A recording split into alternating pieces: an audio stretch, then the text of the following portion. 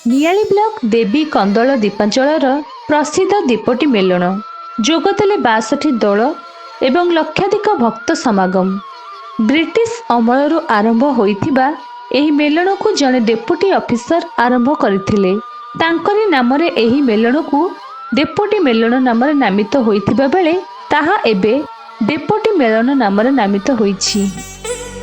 चैत्र कृष्ण तृतीया राति रे सुसज्जित दोल विमान मेलन पड़िया प्रवेश करिथांती। शेषरे गोपालजी प्रवेश करती। परदिन अपराह्न हरिहर भेट होई दोल माने निज निज मंदिर को प्रत्यावर्तन करती। सेही नीति रे चलित वर्ष मेलन होइतिबा बेले 15 दिन धरी दुकान बजार पड़ी रहिबो। लोक माने एहिठारु घरकरणा सामग्री किणाकिणी करथांती। दिनक दिन एही मेलनर आदर और प्रचार प्रसार वृद्धि पाउछि। मेलन रे लौड़ी ओगाळ और संकीर्तन आदि सांस्कृतिक कार्यक्रम अनुष्ठित होइछि। रीमा न्यूज ऑफिशियल रु शुभश्री मिश्र।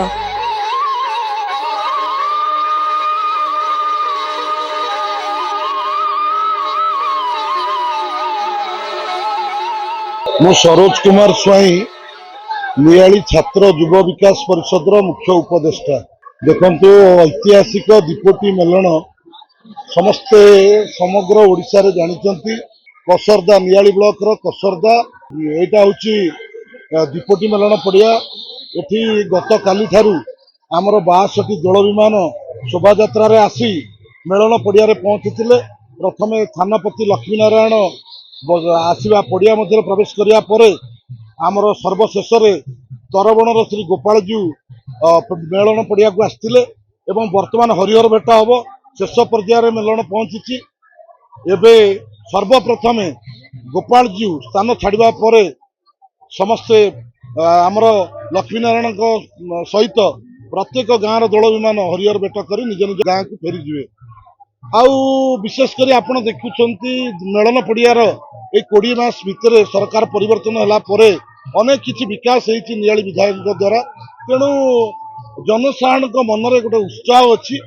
गत काली जुमण शोभा यात्रा पूर्वर गोटे भजन संध्या कार्यक्रम होता। हजार हजार संख्यार श्रद्धालु भक्त भजन कार्यक्रम रे सामिल होते।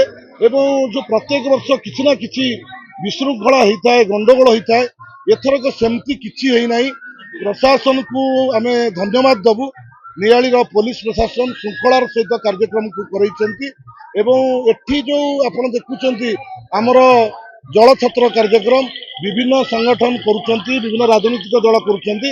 आमे नियालीर एक स्वेच्छासेवी संगठन भाव में छात्र युव विकास परिषद 2009 मसीह भक्त मानकर तृष्णा मेटाइवाई आमे दही शरबत हो ठंडा पानीय जल हो आम वितरण घर हूँ बढ़िया से ये दीपोटी यात्रा दीपोटी मेलन पाखरे यात्रा पाखरे आम घर बहुत एंजॉय आम छोट बेले करूँ। 60-80 दोल आसुले ये दोल यात्रा जो जुमण दिन बहुत मजा हुए। से नाच गीत कर ठाकुर आसुवे जो जाकजमक देखिले आमको राति सारा भी निद हुए। आम राति सारा ही जागी रही था जमी ठाकुर मान देखू। आबे भी आसी पारनु बयस है भुवनेश्वर रोच तथापि मझे मझे गाँव को आस आज ए वर्ष ये सुजोगटा पाई ठाकुर को देखापी आसी बहुत खुशी लगुच। केते गहली केते जगार परिवर्तन हो गला।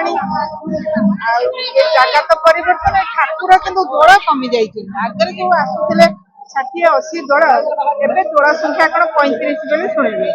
जहाँ हूँ भी बहुत जाकजमक सजा लोक मान गहली भी चलती।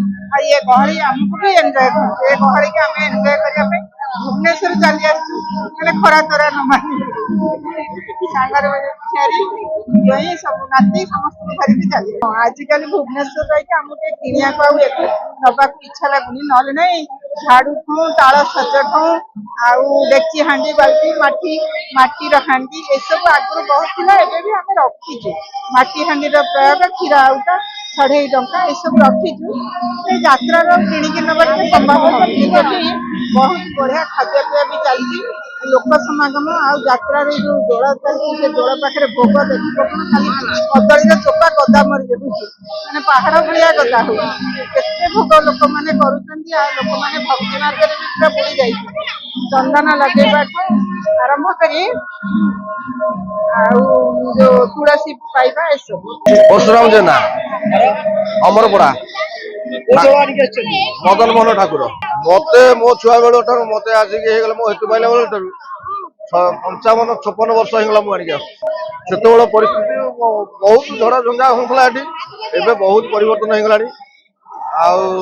एरिया भी बहुत परिवर्तन होगा लोक भी सुलुकुल भल शांतिपूर्ण भाव देखिपुं भल लगुच आहरी कहते आहरी बढ़ आगू आहरी बढ़वार अच्छी आम आसिलु राति 3टार आसी पहुँचलु एवं 4:30 जी बाटर भोग खुआबू हरिहर भेट गाँव करूँ जमुना स्नान करूँ जमुना स्नान कर प्रतिष्ठा करूँ घर भर को नौ एटार परंपरा बढ़ी बढ़ी चली अन्य बुड़ी जापे किंतु ये बढ़ी बढ़ी का चली बहुत भक्त माने छोट ठू बड़ा बड़ा समस्ते ये एरिया भितर पशिगला समस्त मन परिवर्तन है समस्त ठाकुर भले रख ये मनोवृत्ति समस्त